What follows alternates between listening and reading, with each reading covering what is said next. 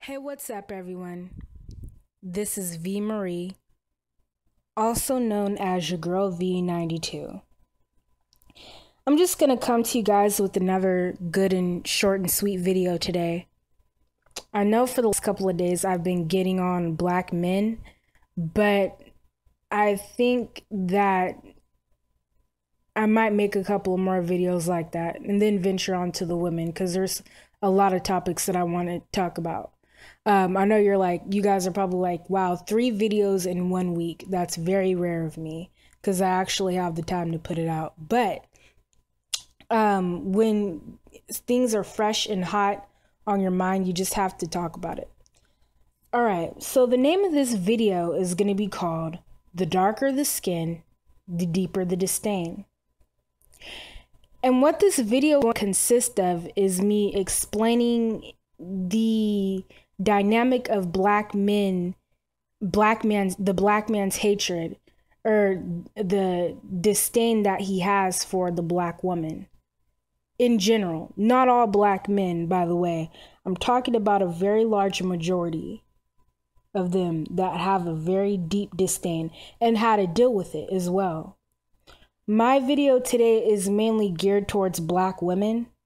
So black men, you can comment on this video if you would like, or leave your feedback. All feedback is appreciated. I love reading your guys' comments, whether it's full of shit or not. I like it all. So, feel free, but this is mainly geared towards black women. Black women, I made this message to you guys because I wanted to actually, shed some light on the reality of the situation. Now, you can take it as a grain of salt, or you can take it in full effect and realize the truth of what's going on. Not talking about all black men, but I am talking about a very large majority. For the most part, they have a very deep disdain for you. The disdain is so deep that not only do they dislike you, in general, overall, for the anatomy of you, they want you annihilated. These men want you breeded out. Now, for those of you who say I'm making this, making a big deal of it, take a look around YouTube and tell me what you see. Take a look around YouTube and tell me what a lot of these black men are discussing. They are discussing ways to basically say, fuck black women. We don't need black women to make black children. We don't need black women to live our lives and to build nations with, or etc. We don't need black women, period. They are basically, how do you put it? Irrelevant. That is how a lot of them feel. And I'm actually going to post a couple of videos in the description box as well. And I'm going to show a couple of videos of a couple of black men who talk about you guys, or talk about us as black women, and the proof is in the pudding. They're no longer being secretive about it, This is the way that they feel. They hate anything that comes from a black woman. They hate seeing you. They want you gone. Take a look at this couple of these videos, a couple of these examples, all right? Check it out. You know what, you black men, you're going to have to realize? You're going to have to realize that I've come to this point myself, is that you are God. Meaning that outside of any God coming down from earth and saying, I am God and I'm taking over the world, which I don't think is going to happen. You are God. You are a creator. You create children. So you are a God. You're a mortal God, but you are a God. Indeed. And that you have to come to this conclusion. And it needs to be 70% and higher of black men that are waking up and saying, we need to create a mulatto nation. We really, really do. We need to leave them alone. I mean, I've already done that. It's been 10 years, but y'all need to get to a mass consensus, and it's time to have a mulatto nation. It really is. Since you can't talk to the women and they have control over the future because they have control over the babies, then what I'm saying is, don't fuck them. Because everybody's waiting for your seed. Everybody's waiting for your seed so they can start giving the girls services and having everybody all up in your business. So it's pretty much a trap, nigga. My son, my alleged son, this nigga's like 12. You know what I'm saying? I got 6 more years, son. This is an 18-year sentence I'm doing, nigga. Six more years paying child support. You know what I'm saying? And yes, pussy does feel good, but the bottom line is this. My whole life, dog, the one thing that slowed me down was chasing bitches. You know what I'm saying?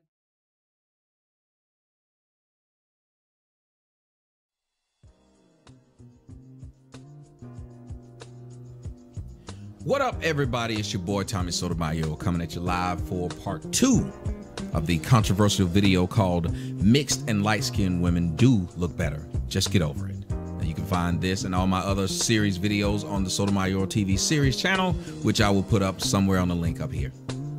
Now, part 1 got people very upset.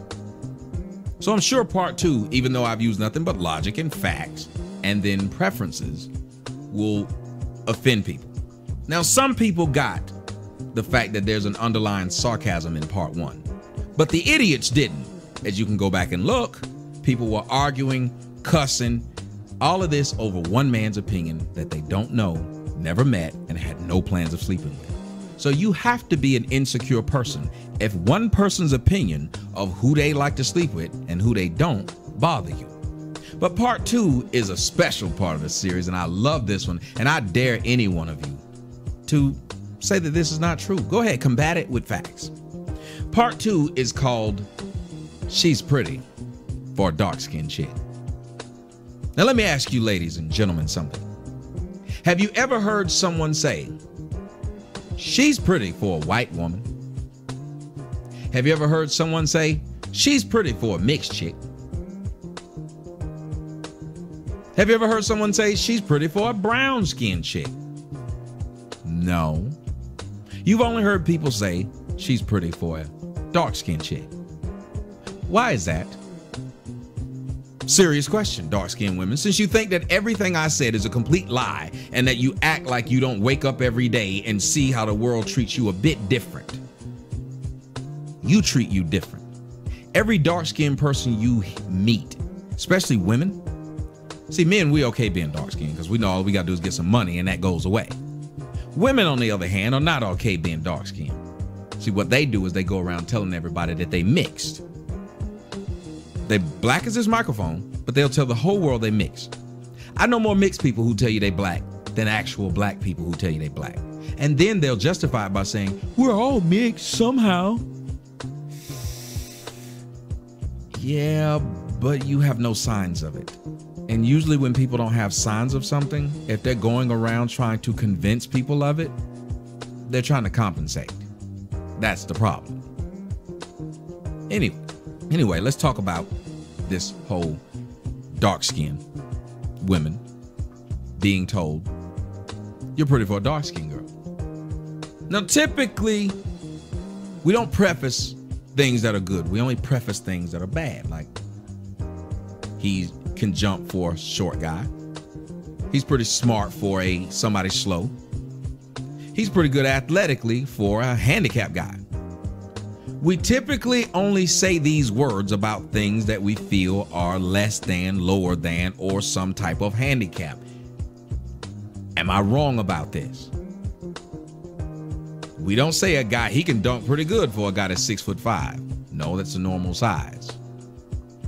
Here's something that you guys don't want to hear, dark-skinned women. Psychologically, being very dark-skinned hurts you in 2 ways. The first one is manly. See, a dark color is typically known for masculine. That's why white women typically choose very dark-skinned men. That's why they have a saying in the white community when them little girls are young. What kind of man do they tell them that they want to find? Tall and handsome. Tall and handsome. What's that middle word that I keep not saying? You don't want to say it, do you? No. Let me ask you something, black women. Have you ever heard someone say, what type of woman do you want? Well, I want one that's tall and beautiful. I'm gonna wait.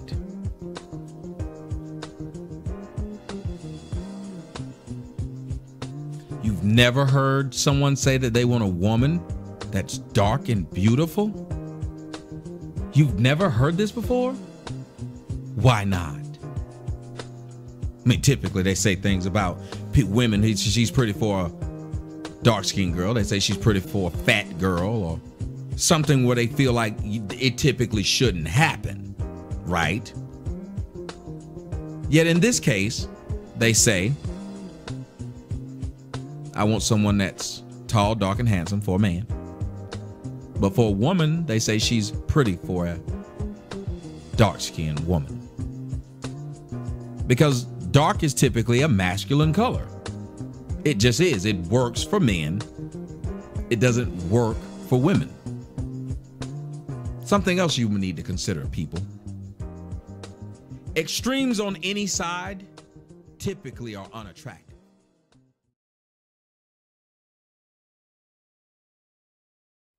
Because the American black woman is one of the most ratchet individuals you can ever possibly meet. And you know what? I don't even know if this video was from America.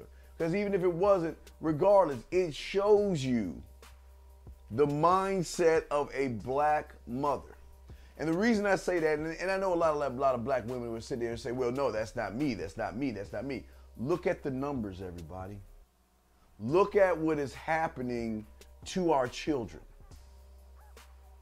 Look at, when is the last time as a black mother you checked your child's homework? When's the last time as a black mother you went to the school or the PTA meetings? Matter of fact, if you don't believe me, because see, you know, when you have kids that are made of love and not just the fuck, you kind of get this. But when I go to open house with my wife to discuss how good our honor roll kids are and get the pat on the back. Matter of fact, hey guys, real quick on a side note, I remember one time I went there and the teacher was like, man, your son, all the kids love, oh, anyway, that's another story. But anyway, seriously though, when is the last time that any of you went to a PTA meeting? And again, you will see a few black couples.